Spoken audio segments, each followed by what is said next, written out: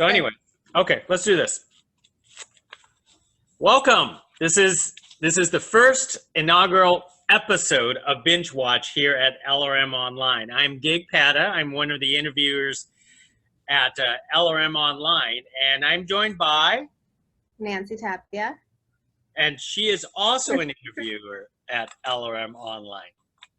Okay, so this is an inaugural episode, so we're going to try to iron out a few kinks here and there, but as our inaugural episode, we are going to talk a spoiler review of a movie that just came out called The Tax Collector, which follows basically two street gangs gang members who go around, not gang members, but they collect insurance money from gangs in Los Angeles. Yes, they're cut. Right, and it stars Bobby Soto and Shia LaBeouf, and it's directed by tax collectors. Yeah, as tax collectors, and it's directed by David Ayer. I keep on mispronouncing his name because I want to pronounce it like Ayers, but Bobby Soto, who I interviewed, kept on saying is Ayer. I'm gonna have to re-listen to my interview, but I don't know about you, Nancy, but I was interested in this film because the director David Ayer, he wrote the story for the Fast and Furious, the very first movie. Right. And he also wrote Training Day with Denzel Washington, and he directed the end of Watch, the one with Jake Gyllenhaal and Michael Pena. Mm-hmm. And he also directed movies like Suicide Squad and Bright. So I had this film, with pretty high expectations. What about yourself? I did too. I mean, he's known for enjoying doing, movies based in LA, even the LA streets. So that's kind of exciting, being based in LA. You're watching a lot of his films and you see some corners of LA. So that's pretty cool. Yeah, and I like his style is because he has that nitty gritty style. I don't know if you noticed the cinematography. It's sort of like this gritty, grainy cinematography that he actually uses. And his story, somehow he tries to incorporate like friendship and family throughout all of the stories. But this is the first film that I think I watched from him where it doesn't involve cops. So this was entirely different. That's actually true. That's true. But there is a scene in the beginning when they're showing pretty much how everything is, how they communicate. I believe there's someone that's law enforcement. Oh, the really? the gal that takes the suitcase at the end of the whole transition with the money. And it seems like maybe she's working inside the jail. I don't know, but I remember that uniform with that gal. Oh, really? That's the only part. Oh, okay. So let me get your opinion first. What do you think about The Tax Collector overall? I personally loved it, and I watched the screener twice. And the second time that I watched it, I feel like I saw a little more of the story. I got more of the story. And even the ending, it just gave me a sensation of a twist to the story versus to the ending that I understood the first time I watched it. Really? Mm-hmm. I was actually okay with the movie. I did not think it was his best movie compared to SWAT or End of Watch, Fury. And I think his style has gone down with like Suicide Squad and Bright. And this is the lowest budget film I have ever seen out of his directorial list of films because I did when I was watching it, I kind of got the sense of like it didn't have enough money for like the real violence and explosion. But you're probably going to disagree with me, right? I can see what you're saying, but I liked more of the storyline. There was all these things that you did not expect. Some of the characters that you anticipated would be until the end, but yet weren't. Uh-huh. So that I actually like that storyline for that because it was not predictable. I Well, mean, this unless you predicted the characters that dying, because I sure didn't. well, this is a spoiler review, so you could actually spoil Oh, okay. anything you want. So, what you didn't expect? I definitely did not expect Shia's character Creeper to die, and the way he died. Oh, Like that really? was like watching it. I was just like cringing and like, oh my gosh, like the whole blood and I mean, yeah, the camera work, was the way it was handled. Obviously, didn't show, but just the act that I was not expecting. I thought that was really brutal and strong. I mean, Jose Conejo Martin did an awesome job portraying the villain, and I mean, it was so gory just seeing that death, and not only showing that, but the way it was showed also on the other end, as you have the couple driving and they're viewing this live video of what's going on and how he's being killed. I mean, that I did not anticipate that character to die. And also the wife. Like, well, the wife, is one of those, but the way she died, it was pretty brutal.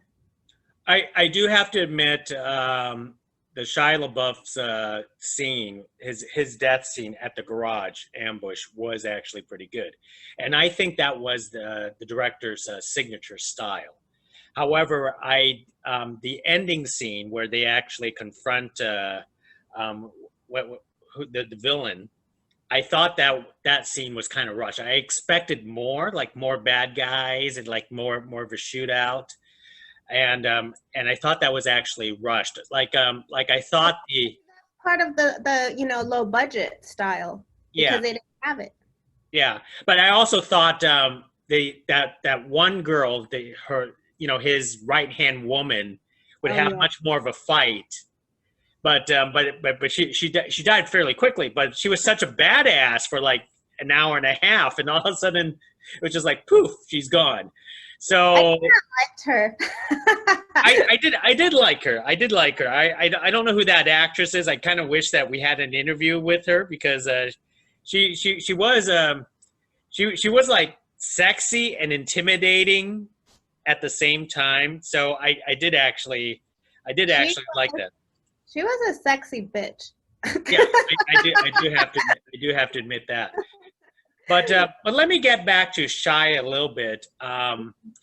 So there are a few things that Shia did in this film where he's kind of like method acting, okay, where he gets into his role.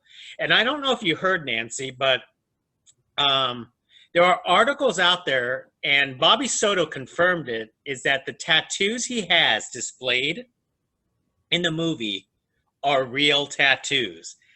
Isn't that kind of crazy? It is, but I mean, I think that if he felt that maybe tells you how passionate he was about the role. I mean, when I found out he was stepping into this and was in this film, I thought that was pretty cool that he was getting out of, he's not like making him squared. He's getting out of his comfort zones, and this is another challenge, and I was pretty excited about it. And I think he took it maybe as a souvenir.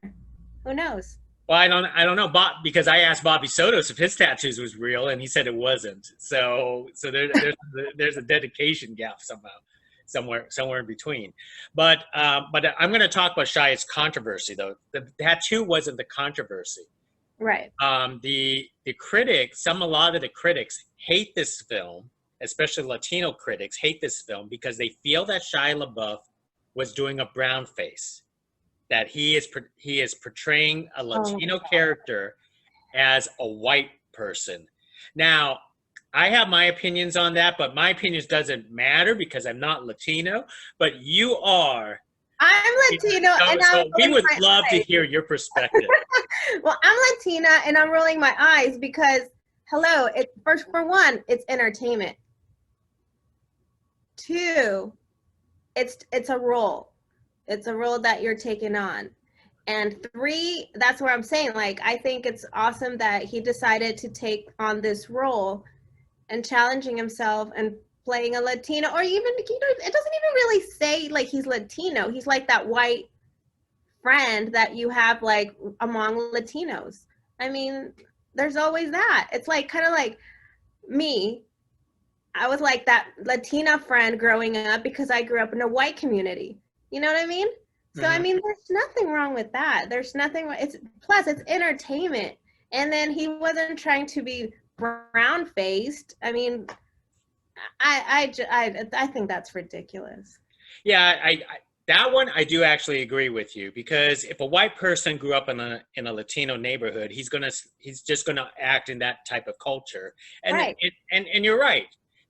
I don't recall anywhere in that film that actually mentioned that whether he was white or Latino. Mm-mm. So I actually had no problems with that. So it was like judgmental prior to even watching the film, which is it's really unfair. Yeah, I do have to agree. Well, let me move to the co-star, Bobby Soto, who is basically the main character, who's the other tax collector to Shia, because Bobby Soto, the entire film revolves around his character. What did you think about his performance? Not to mention that David Ayer brought in a lesser known name to star next to Shia LaBeouf, because Shia LaBeouf is huge, but no one has really heard of Bobby Soto before. Right. I have to admit that I was kind of surprised. I had seen him in a film before where he had had a very minor role, but he didn't really stand out. So when I looked him up and I was like, oh, he was in this film and I don't even remember. It was kind of surprising. I think there could have been other actors that could have been picked for the role to kind of balance out the, working next to Shia as a known actor. However, I think it was kind of a good idea to pick an unknown actor and then play Shia as a way to kind of balance. I don't know. And maybe it was also part of like the low budget. Maybe they didn't have a lot of money for two major stars. But I mean, he didn't do too bad, I don't think. If anything, I think this film is going to be really like getting him out there. It's in his favor. No, I agree. I don't think he did that bad either. I thought the problem was the balance, because you have like a really big name star and another person Yeah. who is barely in the business. It wasn't like End of Watch where you had Jake Gyllenhaal and Michael Pena, and they seem to balance each other out. So I thought that was actually an interesting strategy. But I do actually agree. I think it's because this film had an indie budget, and it's a possibility that they couldn't afford two equally, celebrity status type of film. But I actually did notice that they brought in other celebrities. They brought in George Lopez, Lana Paria, Noemi Gonzalez. I always remember how she pronounced her name, Noemi, You know what and, I mean? and Chelsea Rendon. And though all those are well-known names in the business now. Now, here's the thing: even though they brought in all these people, I was disappointed, is because I thought they underutilized a lot of them, meaning that they didn't really use them that well. I think the only one that they used well was Chelsea Rendon, who basically she's the person who just like picks up the money and stuff and delivers them. But like everybody else, to me, was just there. I don't know. What do you think? That's true because pretty much you have like what, just a couple of scenes or in quotes 2 days in the film where they're trying to set the foundation of the family.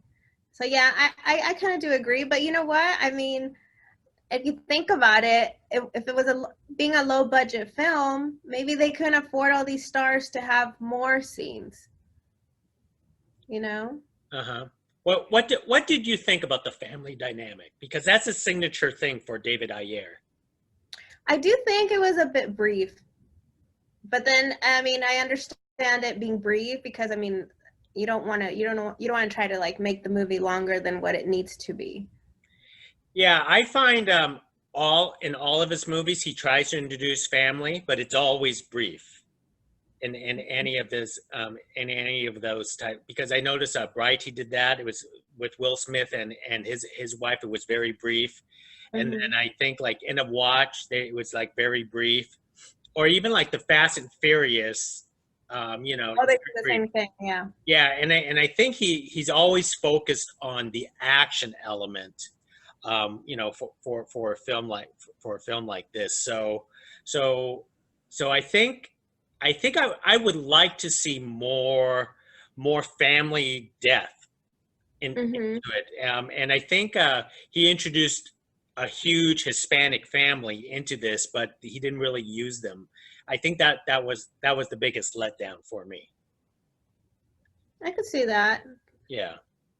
Now, um, let's talk about the villain, Cornejo, who He was scary. who Not you laughing. actually interviewed, by the way, I and did.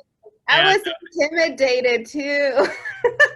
you were intimidated by talking to what what's his first name? It's like Jose. Jose, and it's Jose Cornejo Martin, right? Like, Conejo. Uh-huh. yeah. So his middle name or nickname is the villain's name in the film.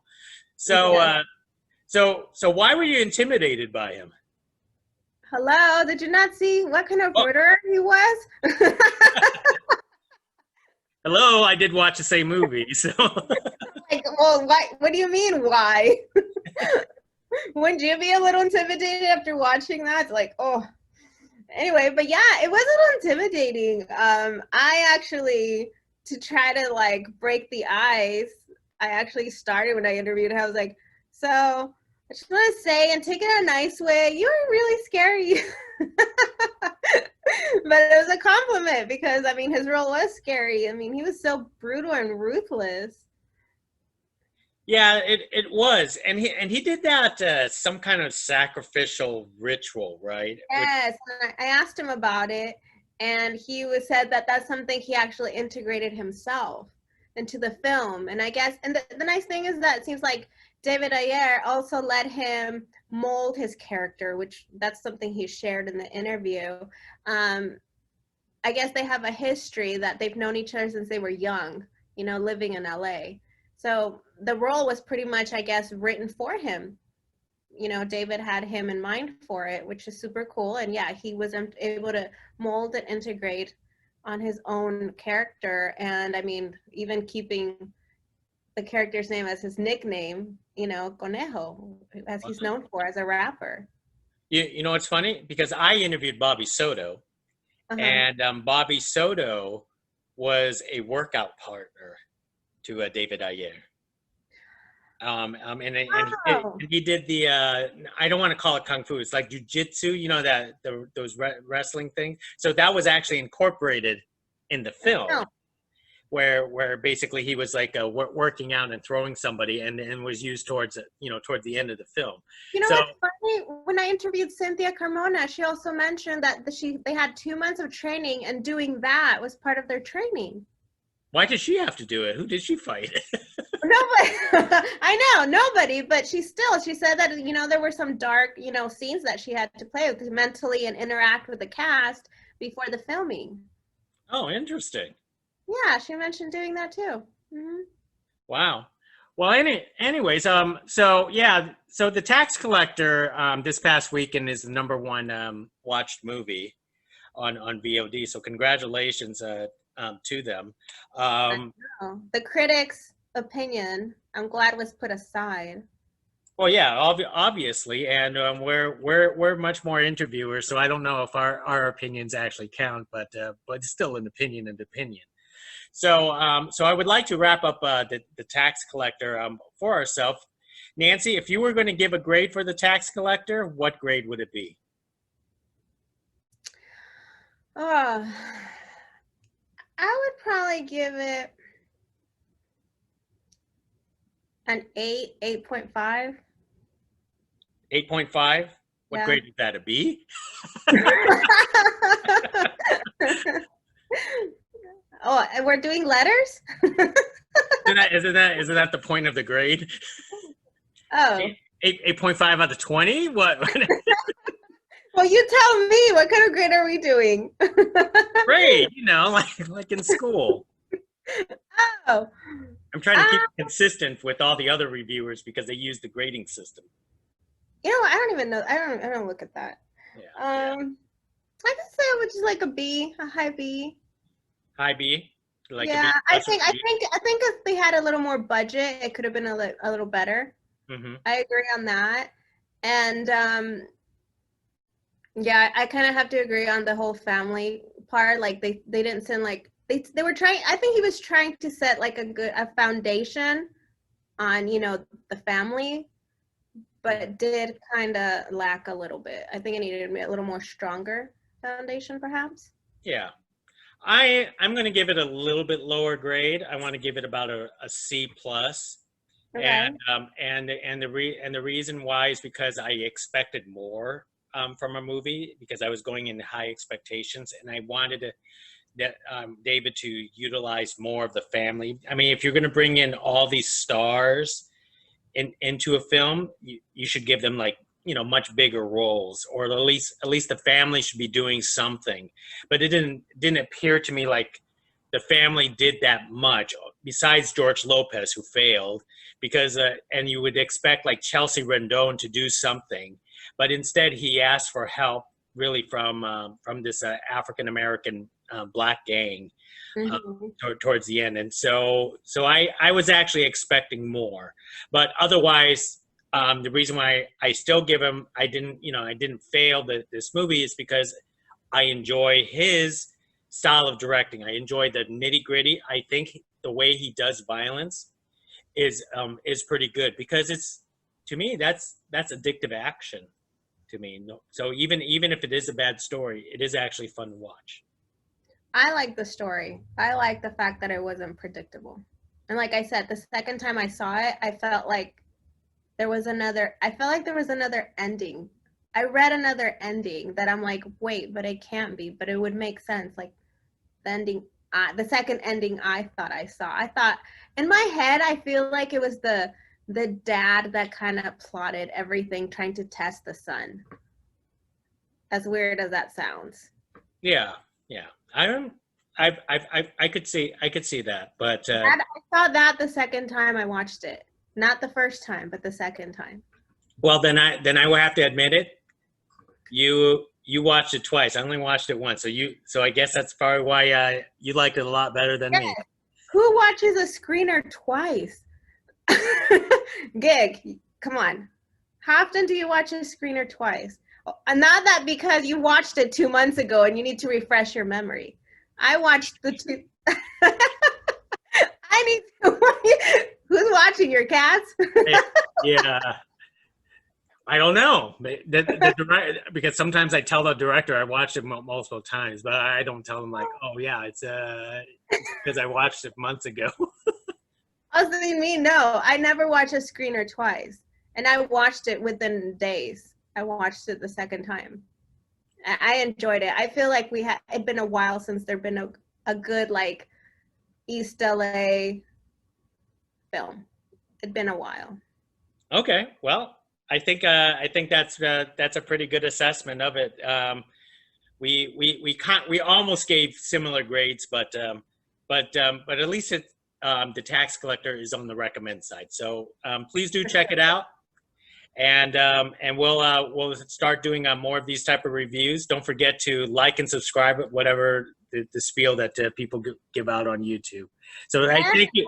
People check out the interviews from the Tax Collector we did. That's right, and we'll also post the links of all the interviews that we did with the Tax Collector. I interviewed Bobby Soto, the main character of the film, and Nancy interviewed. I interviewed Cynthia Carmona, which plays the wife of Bobby Soto, and then I interviewed the scary villain, Jose Conejo Martin, which was fun actually interviewing him.